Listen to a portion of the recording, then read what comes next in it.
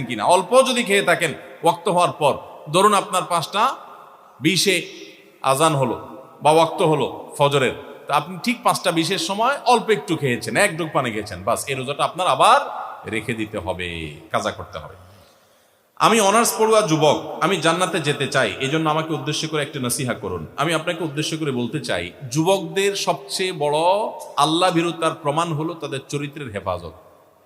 চরিত্রের হেফাজত।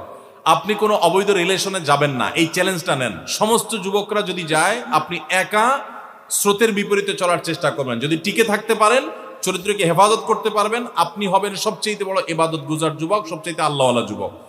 যুবকদের সবচেয়ে বড় বুজুর্গি হলো এই চরিত্রের হেফাজত করতে পারাটা। তাদের জন্য নফল আমল বা অন্য কোনো কিছু এত বড় বুজুর্গির ব্যাপার না। ওয়াজ মাহফিলের ভলান্টিয়ারি কাজ করেন অনেক বেশি, এটা আপনার জন্য বড় বুজুর্গির ব্যাপার না। আপনার জন্য বড় বুজুর্গির ব্যাপার হলো আপনার স্কুলে, কলেজে, ইউনিভার্সিটিতে গিয়া অবৈধ কোনো সম্পর্ক